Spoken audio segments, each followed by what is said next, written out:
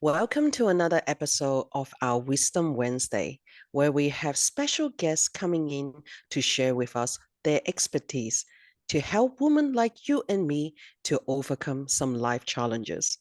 Today, we're going to talk about something quite intimate, something about relationship, and something that we may normally see it as a taboo. Intimacy. It's hard to share, isn't it? And I understand.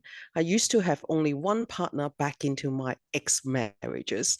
And I feel like that it is so hard to talk about intimacy, what we want. And sometimes I understand it can demotivate us and feeling that we may just want to give up. So today, I want you to be able to keep an open mind, to open your heart, to accept something that even it may sound a bit challenging, but there is a way for us to get better. So my special guest today is Lowen. Hi, Lowen. Thank you so much for joining us today.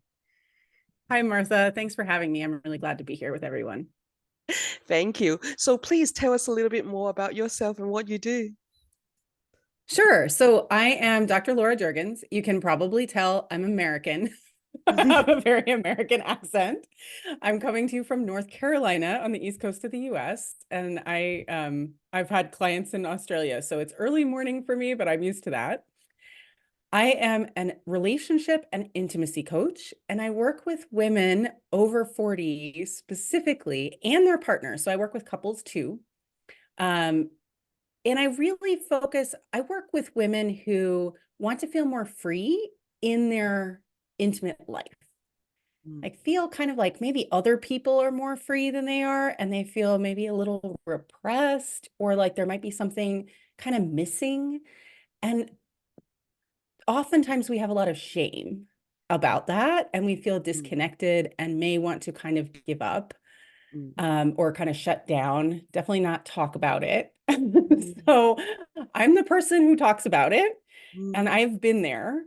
And so this is my passion to help women in this position because I feel like it can be really isolating, and oftentimes you don't know where to go for help.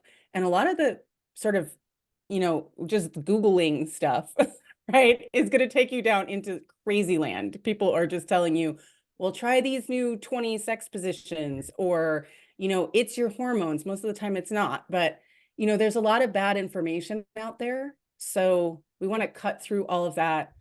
I'm a former biology professor, so I'm very interested in very accurate information, and I want to make sure everybody gets it. Oh, that is amazing. It is one of the reasons why that I open up and start doing interview with different experts because there's so much rumors outside and these days on the internet, I am always surprised of how much fake news or incorrect information that is actually out there.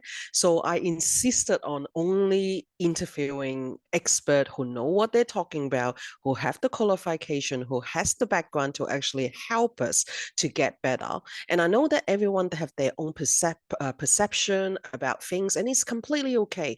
But at least that this is the area, this is the space that where you can learn something that could benefit you. Because recently there was a post in our group which was fantastic. It was talking about like all the cheeky places that people used to have their activity on, and I'm like my comments on the post was I'm so inspired by everywhere that people are actually doing it. It sounds so much fun, but being in an Asian culture, we are told that this is a taboo, this is something that is shameful, and women are only good for reproduction, and we don't understand that what is joy, what is intimacy about. So when I'm with my current partner, which he's Caucasian, and the atmosphere is completely different. When I was with my Asian partner, everything was so stale. Like I don't really understand orgasm, don't really understand what I need in my body.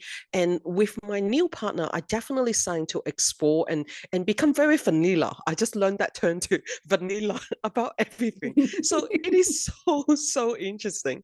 So in your experience, why do you think that so many women say that they just want to give up on intimacy once that we hit over 40? Yeah. So maybe, there's many reasons, but a lot of it is because we haven't been getting what we like, and we Mm, don't necessarily even know what we like.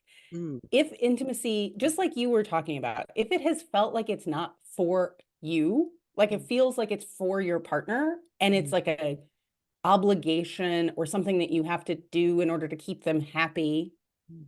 right? When you do that for long enough, your body starts to shut down Mm. because it's not for us, right? There's a internal resistance to doing something that's only for somebody else with our bodies. Mm. And it will accumulate over time.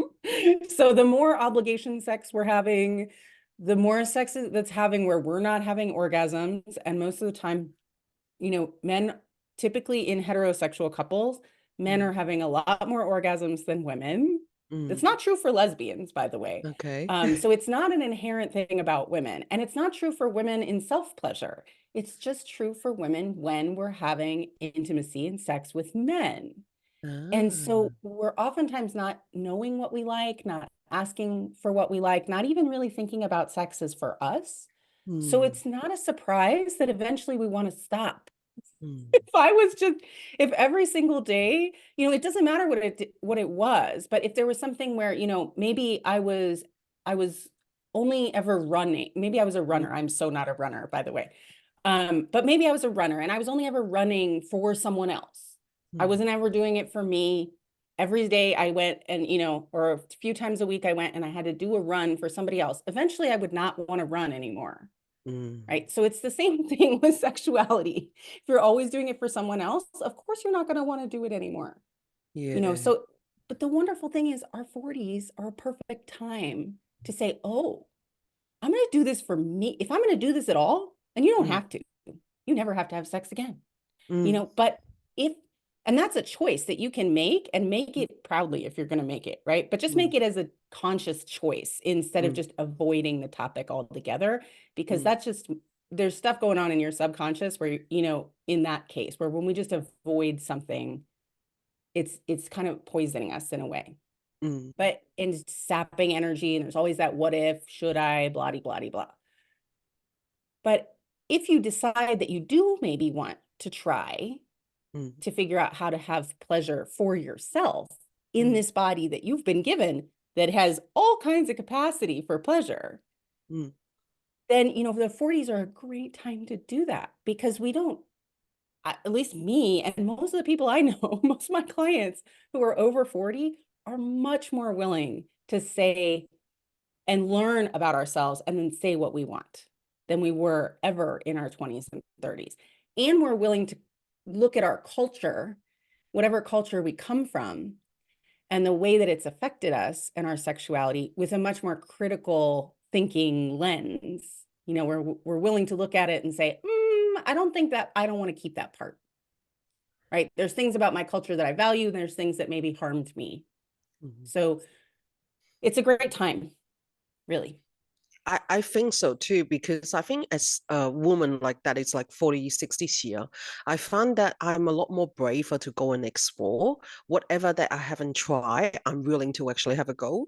I was talking to a friend yesterday, like she got divorced a few years ago, and then it's like, oh, like, I now that I only have tried like a very limited number of experience, the body can, what they call it. It's like I'm going to go and explore and trying to understand what my body wants and things like that. But I find that a lot of women have this issue about bringing it up to with their partner.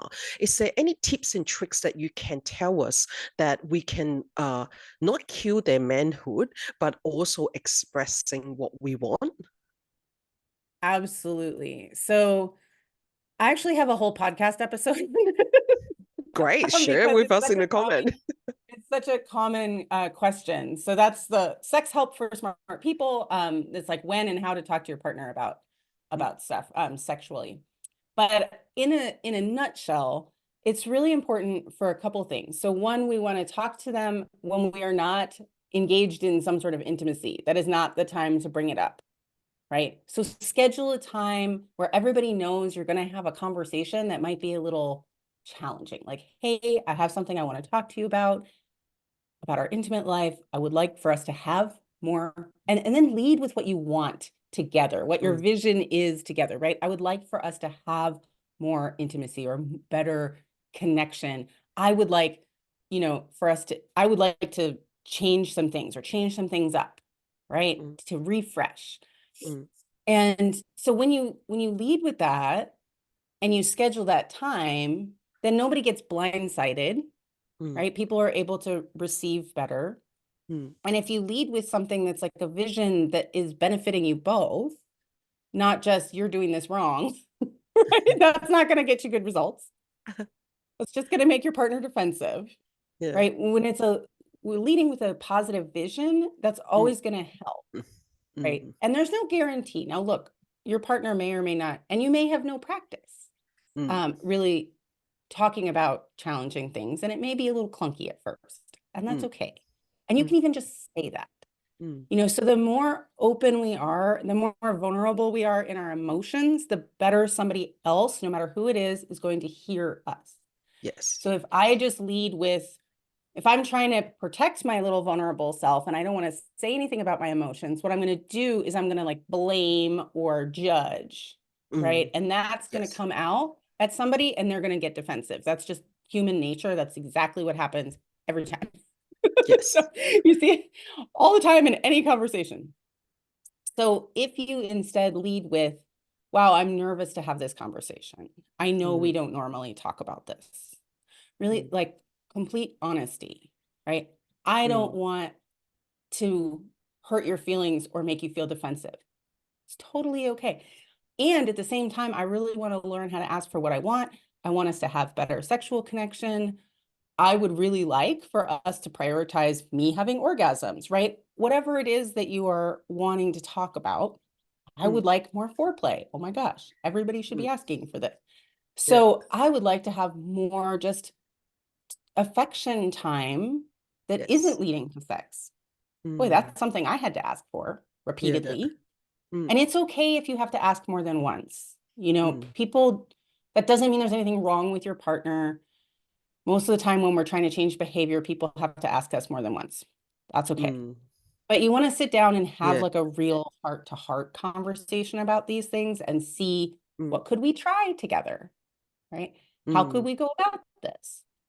mm, And look at it as a collaboration in your yes, relationship mm, rather than a sort of like, I need this from you, you're disappointing me kind of thing, right? Like yeah, that's never going to work. It doesn't feel good when we receive it. It doesn't feel good to yeah, them either, right? So just trying to set yourself up for success by asking in a way that's going to get you the best results and being as sort of open and honest as possible, including mm, about maybe how you feel nervous about the conversation. That's okay. That yeah, signals to another person, oh, okay, I need to listen with some empathy, mm, right? This is hard for her, yes, right? So that's a really good way to start that kind of an intimate conversation. And that honesty builds intimacy, mm, I think right? so, So intimacy is not just sexual, right? But yes, there's emotional intimacy and they go together. And so when we're open and honest with our partners, that can really help kind of calm everybody's nervous system and help really connect you so that you mm, can problem solve together. yeah. I completely agree with you on that because, like, I know that it is a very sensitive subject that when we try to bring something like this up with our partner. But I love the fact that you said that it's not about judgment, it's not about blaming him as well. It's more about sharing about your vulnerability first so he can actually come and meet you in the right places. And I know that, yes, there will be people out there that doesn't want to listen to you, and that's your decision if you want to continue your relationship with them, because that is something that intimacy is a big thing in relationship. If like anyone that who doesn't have regular intimacy, we know that it affect our own health, it affect our mental health, it affect a lot of area in our life because we're just not satisfied. How about in the role of hormone changes to us? Like as women over 40, we're starting to go to perimenopause or going through menopause, or even when someone that who's over 50 or close to 60 that they are having what post-menopause. Is the hormone changes a part of this that make us feel like uneasy and differently? So there is, certainly we know that hormone changes exist, right? Mm, That's absolutely true. It's very normal. And yet, I think there's a lot that gets blamed on that. mm, As it goes with women's sexuality, if you have a decrease in libido, people sort of immediately jump to hormone changes. And depending on where you are, most of the time the hormone issues are the easiest thing to fix. And Mm. so but what I see a lot is people think it's a low libido Mm. when they're actually self-pleasuring regularly or they're Uh-huh. enjoying it. They might be reading a bunch of erotica or like steamy romance novels and being titillated. If you're doing any of those things, you do not have low libido. Mm. If you just don't want to have sex with your partner, it's because there's something going on with you and your partner Mm. and the sex that's happening for you there. It's not, Mm. maybe you need novelty, maybe you need some new communication, maybe things have kind of broken down, right? Maybe everything's kind of like old and stale. Maybe you're not getting what you need anymore. Mm.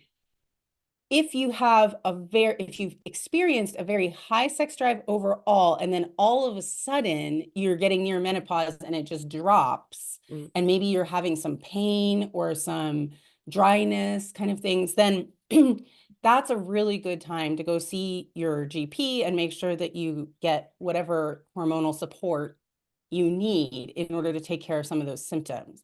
But Mm. most of the time, what I see is kind of a slow shift Mm. away from interest with the Mhm. partner. Mm. And that's a very different story, Mm. right? Doesn't mean there might not be some, at some point, we're all going to go through hormonal changes that may affect our sex drive for a while, or Mm. at least our vaginal health. And we need to Mm. get that taken care of. But that's not that's certainly not like a doom Mm. scenario, right? You can go talk to your doctor, you can go talk to a naturopath, you can figure some of that stuff out. Mm. Coconut oil is great, right? Like there's definitely things you can do for that. But the bigger picture, right, is are you getting the type of sex and the foreplay and the warm up and the affection regularly and the communication and feeling really connected, all that stuff that you need in your relationship in order to feel like you actually want to be intimate with this person and that you Mm. feel really good about what happens when you are intimate. Like you know that you will be taken care of, you know that it will not be sort of like you will not be left disappointed. Mm. So those are kind of bigger issues that we want to make sure are taken care of That as is well. so true. I was actually talking to another friend the other day, and then she said, "Oh, like before because she have cervical cancer, and then she have the whole thing removed, and then she said, oh, like one of her worry was if she's gonna date again, that she's going to worry that she's going to be more drier than other people. It's another burden for the guy." And when I listen to it, it's okay, if you're wet or not, I think it's actually depending on how good he is in the situation Yeah, into plus, giving you what you want. right, for sure. And also, there's plenty of products on the market to help you, right? There's plenty of Mm. things that help with lubrication. And then there's just good old-fashioned lube, which I hope everybody is using a ton of because it is Mm. great. Mm. And we should just all have pump jars with us all the time, right? Like by our bedside, in the drawer, there's a pump jar of lube, right? Make sure that you have yourself prepared. But what I hear there, and what I hear so often in all of these discussions, both Mm. the question around how do I talk to my partner about this? I'm worried Mm. about their feelings, right? Mm. And then here's this person you're talking about where um she's worried about the protecting these men that Yeah. she's not even dating yet, but Yeah. the hypothetical men, we have to protect them from the reality of us of like women's sexuality requiring a lot of warm up, Yeah. women's sexuality requiring a lot of clitoral stimulation. Like we have like Yeah. there's all this weird protection around men and their feelings. Mm. What? They're Yeah. adults, Yeah. right? We can actually say what we Yes. want, and if their feelings get hurt, Yeah. that's on them. Right? We're allowed to have desires and needs. We do not have to infantilize our male partners. We Yeah. don't have to, they're not little boys. Mm. And if we treat them as little boys, then they just act like, then that's the way we see men acting in the world, right? Is not taking a lot of emotional Yes. responsibility for themselves. So, Yeah. y'all, we need to stop doing that. You can tell I live in Yeah. the South, in the US.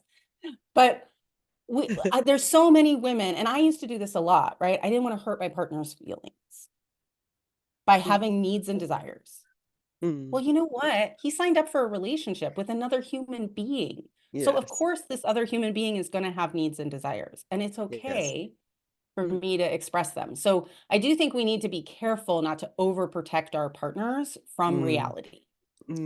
That is so good. That I love that because it is true. We instantly turn into that motherly figure about more becoming their mum instead of their partner and being that person that they want to chase. That's the difference. I find that a lot of women doesn't understand that, you know what? When you're sexy, when you're confident, when you're knowing what you want, you're the hottest goddess that they feel like that they need to work harder to come and get you, not about you trying to please their every single desire. That's not right. That's not the right thing to do. Good point. It is not sexy for anybody to be in a parental dynamic with your partner.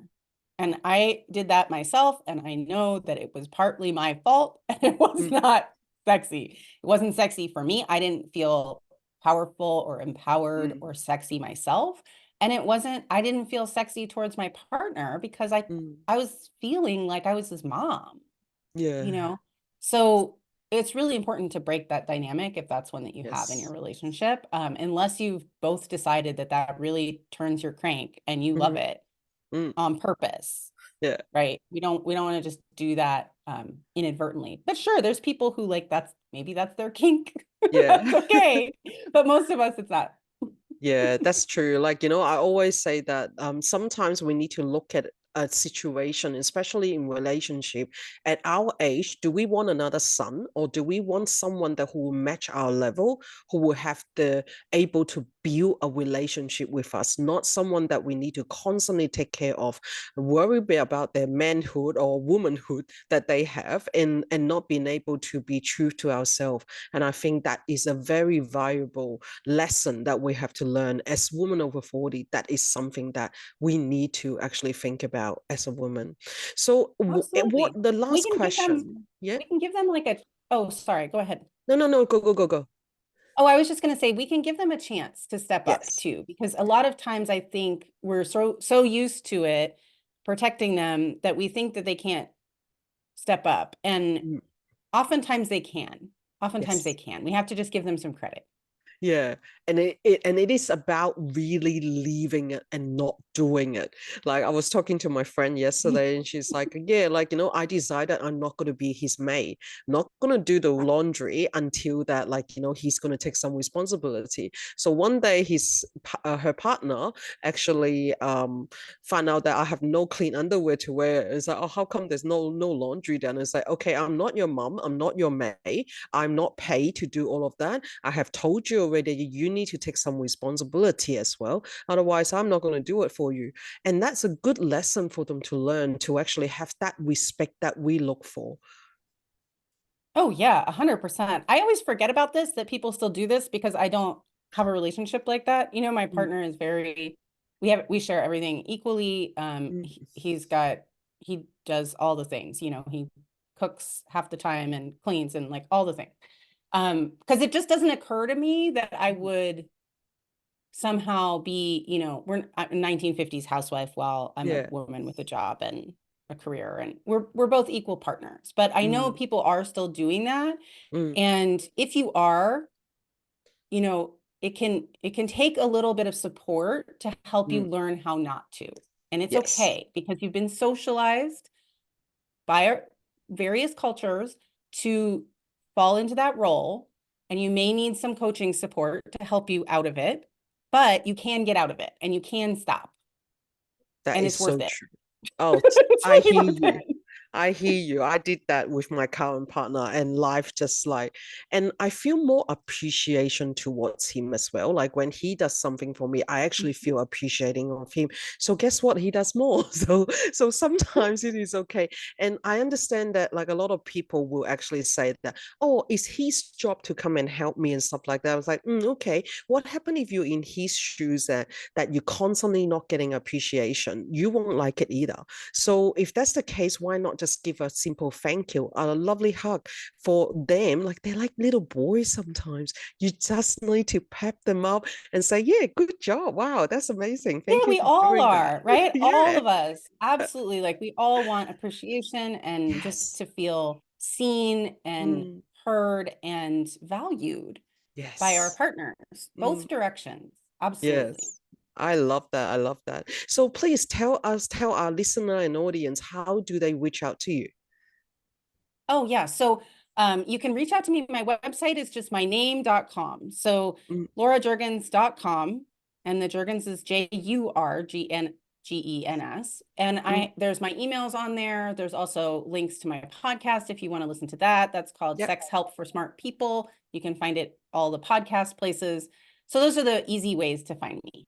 That will be amazing. I'm going to put Lauren's contact in all the show notes and in the comments as well, so you can reach out to her. It has been such a good conversation that we have, and it has just been amazing. I hope that you can actually run some workshop with us on the knowledge is power on Thursday to actually give us that idea of how can we make a better bond with our relationship with our partner, because relationship is such an important factor in our life, and a lot of us does push it aside. Some of us do, they have that fear of going into relationship again after trauma. So if we can do a little bit of a workshop to help people to move forward, we would love to have you back here. Absolutely. I look That forward to sounds it. amazing. Thank you so much, Lawrence, for helping us today. And thank you to our audience and also listeners who have joined us on another episode of Wisdom Wednesday. I look forward to see you again next week. Thank you. Thanks, Martha.